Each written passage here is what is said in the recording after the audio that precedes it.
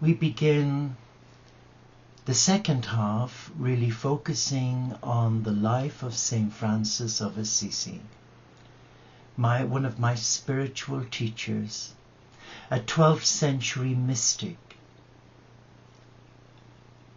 and a great man of God who left us a legacy about love, about being in the world but not being of it, and about embracing Lady Poverty. Not to go around looking like some dishevelled old tramp or someone who's homeless, no, but by being detached from material things. And instead of living to eat or eating to live, we have to prioritize. Do we live to feed our belly and become gluttons, or do we live to survive on eating healthily and sensibly? Let us begin by just playing this short, beautiful song by Enya, The Pilgrim. On the road you choose to find out why the winds die and where the stories go. All days come from one day, that much you must know. You cannot change what's over, but only where you go.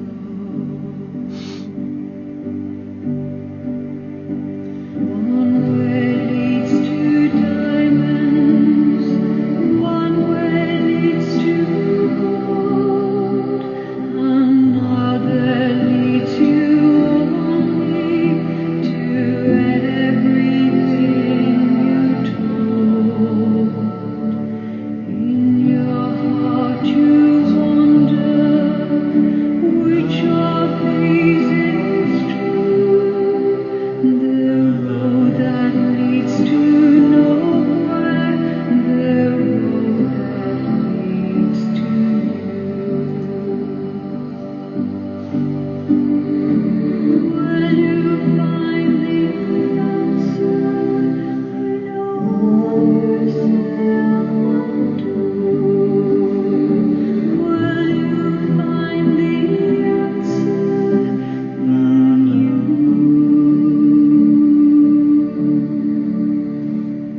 Each heart is a pilgrim, each one wants to go. The reason why the winds die and where the stories go. Pilgrim, in your journey you may travel far.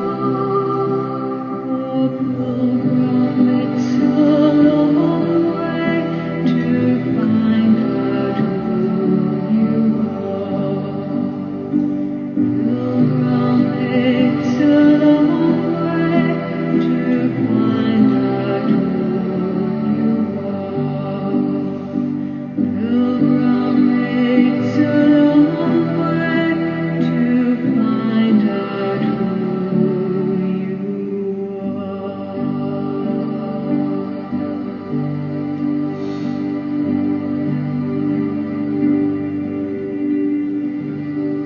Beautiful. Such a beautiful lullaby. Well, let us talk some more about Francis. Guided to this redundant, dilapidated church, San Damiano, St. Damien, he heard the voice of the Christ from the cross, rebuild my church. And he took it literally because that was Francis. But something else was happening. It wasn't about necessarily building or rebuilding an ancient ruin. It was about reaching out to the whole family of God and empowering every child of God to come back to their heart, but to rebuild Rome, the Vatican, because it had become corrupt, complacent, as happens to all organizations in time. Let me read on. And here we read about Francis. After Francis had heard the voice from the crucifix, given the money he had on him to the priest there, and begun collecting stones for the rebuilding work, he realized that he would need to find more money for the work. In an act that would question and some would be horrified at, he went home to his parents' house and stole several bales of expensive, very fine, brightly coloured cloth from his father's shop. Chesterton rather fancifully reports that Francis made the sign of the cross over them to indicate their pious and charitable destination. He quickly got ready his horse and then rode off at full speed for the nearby town of Foligno, on the road to Spoleto. There he sold the cloth in the market, and as impulsive as ever, he also sold his horse and had to walk 10 miles back to Assisi, which would have taken him 3 to 4 hours. What a walk! As he approached Assisi, he went straight to the building site at San Damiano and gave the money he had raised to the priest who would say Mass there. The priest was reluctant to accept the money from Francis. Suspicious of how he had acquired it, the priest knew full well what a prominent and powerful local figure Peter Bernardone was, and he had no wish to get on the wrong side of him. Francis is said to have thrown the bag on coins onto a window ledge and stormed off, frustrated, heading towards the woods to reflect and pray. Some biographers say that Francis spent 10 days or so alone in a small cave in Assisi, whereas others say he hid in the cellar of the tiny priest's house beside San Damiano, or in the cellar of one of his father's properties. His father was a very wealthy man. Whenever it was, or wherever it was, he disappeared from sight for some time, which was sensible given his father's fury when he discovered what Francis had done. To say that Peter was disappointed with Francis is a major understatement. He was incandescent with rage. Not only had his son stolen from him, the reason he had done so suggested that Francis had lost the plot and was losing his mind. He was becoming a major embarrassment to his family. Any hope of Francis taking over the business now seemed lost. Matters were made worse by the public humiliation of the whole family. People across the area were talking about Francis' odd behavior, and his parents were guilty by association. The family would become a laughing stock, and Peter, the archetypal social climber, knew that his credibility and hard-earned social standing were now at risk. It's tempting, and in many ways rather easy, to paint Peter as a bad guy, the villain of the piece, but it might not be fair to do so. Raymond springs to his defense, insisting that Francis's father has had far too bad a press. All the medieval writers and artists seized upon his fine, boorish figure as the obvious villain to set in black relief against their hero. The poor old devil fills this niche in every Franciscan fresco in Italy. And yet his chief crimes were that, like 90 fathers in 100, he had an immense pride in his boy, and immense conviction that he knew better than the young fool, and an immense desire to have his own way. It is not easy for a good-hearted but crude and conceited man to have a genius for a son. Peter acted out of love, not hate or indifference. Pica was worried about her son, but more willing to excuse his behavior. She insisted to Peter that Francis was still not well and had not fully recovered from his illness, and she urged him to have patience with their son, but to no avail. Francis had a different view on things altogether. In his mind there was no doubt that he was well, but had changed. His encounter with God in front of the crucifix at San Damiano was a clear calling that he simply had to obey. It is an interesting question whether this means justified the ends. Francis clearly believed it did. He believed that stealing the cloth from his father, who after all was rich and could well afford to lose this small amount of stock, was an acceptable thing to do because it made him possible to do God's work. Presumably Francis took matters into his own hands rather than asking his father directly for money, because he knew that when his father's answer he knew what Father Francis's answer would be. He knew what his father would say. In modern language, get a life. Not today, thank you. So Francis did what he did, knowing full well his dad would say no. Peter was worried about his son's frame of mind, that's the father, and behavior, and was not content to let him simply walk away and hide.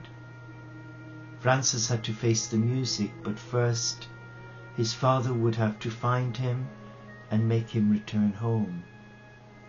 Solano describes what happened next in rather colourful language. He immediately went in search of his son, not to rescue him but to destroy him. He was like a wolf pursuing a sheep. And when he found his son, he dragged him home in shame and disgrace. Without mercy or compassion, he consigned his son to darkness for days on end, determined to recover his worldly wise child he had known and understood. At first he used words, then came physical blows, and finally chains. Peter put Francis under house arrest and locked him up in a cramped, dark storeroom in the family home, with a diet of bread and water. By nature, Francis was as stubborn as his father, and here Peter was trying to break his son's spirit, partly to bring him back into line and get him to behave properly, but also with a view to protecting him against his own deluded self, as Peter saw it. The cell where his father is reported to have imprisoned him can be seen inside what is now Chiesa Nova. It is a tiny stone room behind a metal grill on the left near the main entrance. It seems clear that his mother recognized God at work in Francis because she found herself listening to the whole story of what had been happening to her son during those last months.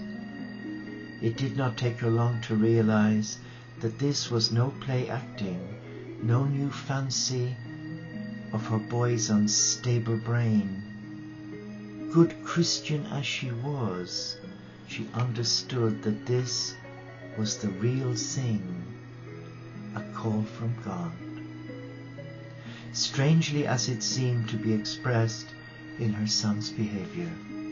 After several weeks, Peter went off on one of his regular business trips, and while he was away, Pica, that's Frances' mother, worried about her son's health and state of mind, released Frances from the prison cell.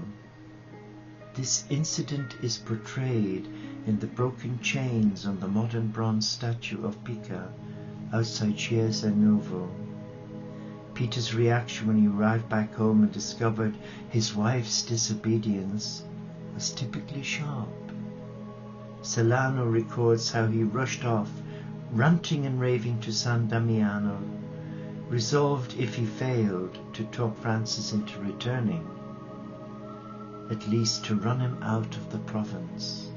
He didn't find Francis at San Damiano because he had quietly slipped away from Assisi. Wise man, don't you think? It was now late autumn in 1205, and Francis sought refuge in a cave outside the city walls. We don't know whether he kept returning to the same cave each time, or exactly where it or they were, but he clearly found the peace and the quiet in the caves conducive to his prayer life, which was becoming more and more important to him with the passage of time. This time was different, however, in the sense that he knew he had reached a crossroads with his family. He did not particularly want to leave his family and set out on his own, but he knew full well that his family had expectations of him that he would find impossible to meet. But by all accounts, his time alone in the cave, this time was a miserable experience for him. It was damp and frosty. He found prayer difficult most of the time and impossible on many occasions, and he apparently often wept with fear. These were certainly testing times for him, but his resolve remained strong. His father had failed in the attempt to break his spirit, quite the opposite in fact, because as the days went by, Francis learned to depend on God more and more. There would be no turning back, no matter how hard the journey ahead of him. Solitude and prayer would become a central theme in the rest of Francis' life as he sought ways of being close to God. As the weather improved in early February 1206, Francis left the cave and walked back into Assisi, where he knew he would face a big confrontation. A confrontation with his father for stealing and selling the cloth. As he made his way back into town, people who knew him barely recognized him because he looked such a mess. He was thin and filthy, looking more like a walking scarecrow than a man. It turned into a walk of shame for him as people shouted and laughed at him. Celano tells of how they called him every bad name they could think of. They shouted at him, denounced him as a madman, and threw mud and stones at him. Francis did not answer back, but walked stoically onwards towards his parents' house, where he knew he would have to face the music, but he also knew that he would have to stand his ground and try to help his parents understand what had happened to him and what it all meant for his future. The walk back into Assisi provided Francis with an early and relatively mild form of suffering for his faith. As the years passed, he would become accustomed to public humiliation. As his faith grew stronger and deeper, he would come to regard martyrdom as the highest calling and would long for it in its own right. And that leaves us a few more minutes, so we will resume Facing Justice when we meet again next Monday. So we put a little mark there. The story actually gets really interesting. It really does. And how they develop a beautiful spirituality where they live in mud huts or huts made of straw and grass. A very simple life. And interestingly, many of the young men who joined him were all academics, intelligent, wealthy men who turned their back on their careers and the opportunity of being married to become friends of Francis. Well, let us just be still now. Let us be still in the presence of God. And let us give thanks for what we have heard.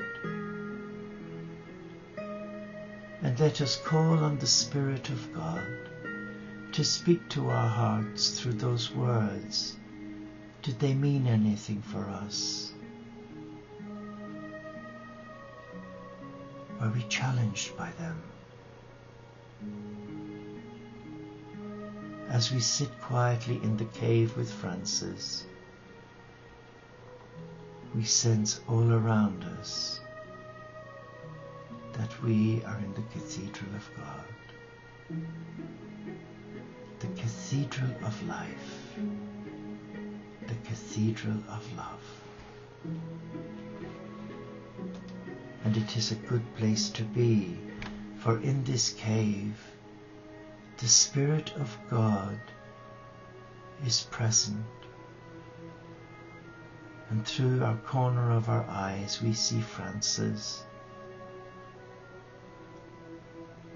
totally absorbed in prayer. And he points us to another cave, an innermost cave. And there he asks us to be still, to take our lighted candle and sit there and be still in the presence of God, to be still in the presence of God.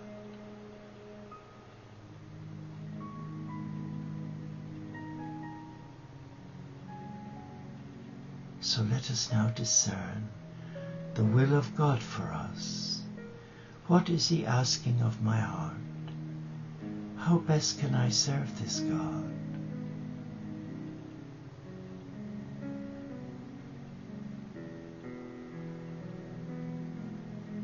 Just be at peace now and know that whatever happens to you or me, we will always be blessed. And we conclude now with the fourfold Franciscan blessing. May the God bless you with the restless discomfort about easy answers, half-truths and superficial relationships, so that you may seek truth boldly and love deep within your heart. May God bless you with holy anger at injustice, oppression and exploitation of people, so that you may tirelessly work for justice, freedom and peace among all people. May God bless you with the gift of tears, to shed with those who suffer from pain, rejection, starvation, or the loss of all that they've cherished, so that you may reach out your hand to comfort them and transform their pain to joy. May God bless you with enough foolishness to believe that you really can make a difference in this world, so that you are able, with God's grace, to do what others claim cannot be done. And the blessing of God, the Supreme Majesty and our Creator, to Jesus the Cosmic Christ, the Incarnate Word, our Saviour, our Brother, our Friend, our Teacher, and the Holy Spirit, the Advocate and our Guide, be with you and remain with you always. Amen. Namaste, Shalom, Inshallah, Pax et Bonum, Om Shanti, Solo di Caritas, peace, and thank you for joining me for this presentation on the life story of St. Francis of Assisi. And this